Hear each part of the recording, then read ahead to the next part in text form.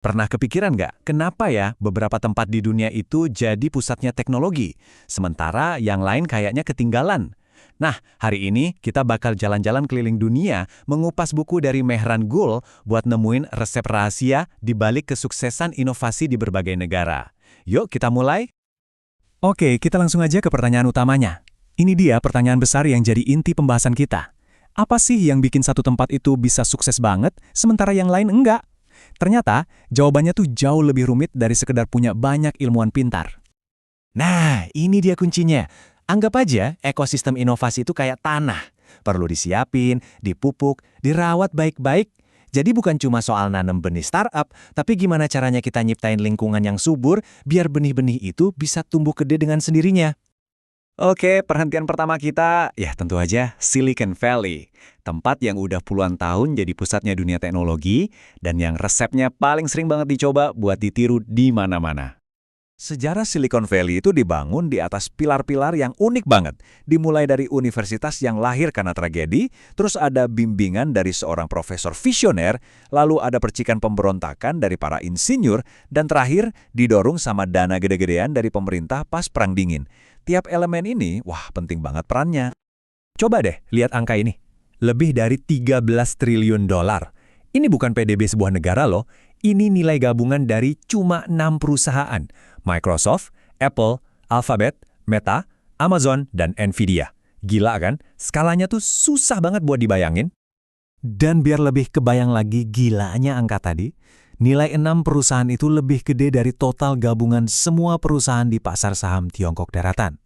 Nah, ini yang nunjukin dominasi ekosistem Amerika. Kekuatan finansial segede ini tuh nyiptain gravitasinya sendiri, yang narik lebih banyak modal dan talenta. Nah, ini dia poin yang penting banget. Di Amerika, pas perusahaan kayak PayPal sukses, kekayaannya tuh nyebar ke banyak karyawannya. Mereka inilah yang nantinya jadi investor-investor baru yang ngedanai generasi startup berikutnya. Beda cerita di tempat lain kayak Skype di Eropa. Kekayaannya lebih terpusat, jadi siklus daur ulang ini nggak sekuat di sana. Kutipan ini pas banget buat ngegambarin daya tarik magnetis Valley. Ini bukan cuma soal duit atau teknologi. Ini tuh udah jadi pusat budaya buat orang-orang dengan talenta dan ambisi tertentu, yang akhirnya narik orang-orang terbaik dari seluruh penjuru dunia.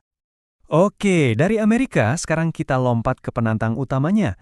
Sebuah model yang dibangun di atas prinsip yang beda banget, di mana kecepatan itu adalah segalanya. Cerita Tencent ini contoh sempurna dari pendekatan Tiongkok. Mereka nggak cuma bikin aplikasi, mereka bangun ekosistem yang mencakup semuanya. WeChat itu bukan sekedar aplikasi, ini tuh udah kayak sistem operasi buat kehidupan sehari-hari di Tiongkok. Dan ini dia DNA-nya ekosistem Tiongkok. Fokus habis-habisan pada kecepatan dan eksekusi. Ada budaya yang penting jadi dulu, yang seringkali bisa ngalahin perencanaan matang tapi lama yang kita lihat di tempat lain. Dan hasilnya? Ya ini. Shenzhen, yang 45 tahun lalu cuma desa nelayan, sekarang punya lebih banyak startup teknologi miliaran dolar dibanding seluruh negara Jerman. Ini salah satu kisah pertumbuhan tercepat dalam sejarah manusia yang semuanya didorong oleh kecepatan dan skala. Tapi ada tapinya. Hubungan antara perusahaan swasta dan negara itu rumit banget. Arah angin politik bisa berubah cepat banget, dan para pendiri perusahaan harus pintar-pintar baca situasi dan selaras sama prioritas pemerintah biar bisa bertahan. Jadi, apa dunia ini cuma soal persaingan antara Amerika dan Tiongkok aja? Oh, tentu enggak. Sekarang, yuk kita lihat beberapa model sukses lain yang nunjukin kalau ada banyak cara buat menyuburkan tanah inovasi. Kita mulai dari Jerman. Model mereka itu bukan tentang blitzscaling atau tumbuh cepat-cepatan kayak di Silicon Valley. Ini lebih soal kesabaran, spesialisasi yang mendalam, dan jadi yang terbaik di satu bidang yang sangat-sangat spesifik. Mereka nggak berusaha ngelakuin semuanya. Mereka cuma mau jadi yang terbaik di satu hal. Anda mungkin belum pernah dengar nama perusahaan kayak Heron Connect, tapi mesin bor terowongan raksasa buatan mereka ada di seluruh dunia. Atau EOS, yang teknologinya dipakai buat ngeprint 3D komponen roket SpaceX. Mereka ini para juara tersembunyi, nggak bikin aplikasi viral, tapi jadi tulang punggung industri global yang nggak kelihatan. Berikutnya kita ke Swiss. Wah, ini negara yang paradoks banget. Kelihatannya terlalu tenang, terpecah-pecah, dan nggak suka ambil risiko buat jadi pusat inovasi. Tapi anehnya, Swiss ini secara konsisten selalu ada di peringkat teratas inovasi global. Coba deh bayangin, 4 bahasa resmi, pemerintahan yang super desentralisasi, nggak ada satu pemimpin tunggal.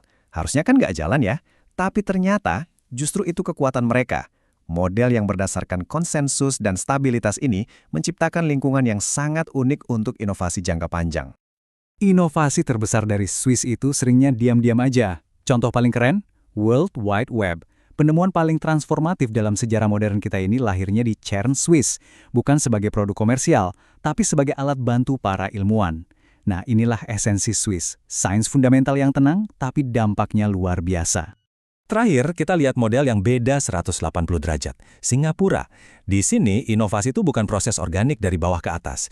Ini adalah sebuah strategi nasional yang direncanakan dengan sangat matang, dipimpin langsung sama pemerintah. Dengan menjadikan negaranya tempat terbaik buat talenta global untuk tinggal dan kerja, Singapura berhasil memposisikan diri sebagai pusat netral yang sangat penting. Di tengah ketegangan dunia, perusahaan dari Amerika dan Tiongkok sama-sama melihat Singapura sebagai tempat yang aman, menjadikannya pemain kunci di peta inovasi global. Jadi, setelah kita keliling dunia ngelihat semua model yang beda-beda ini, kesimpulannya apa dong? Jelas banget kalau peta inovasi dunia itu nggak lagi didominasi sama satu lokasi aja. Kita lagi bergerak menuju dunia yang punya banyak pusat inovasi. Nah, tabel ini ngerangkum semuanya dengan pas.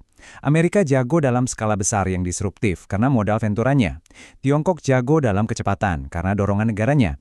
Jerman unggul dalam teknologi mendalam yang butuh kesabaran dan Swiss unggul dalam stabilitas yang memungkinkan lahirnya sains fundamental.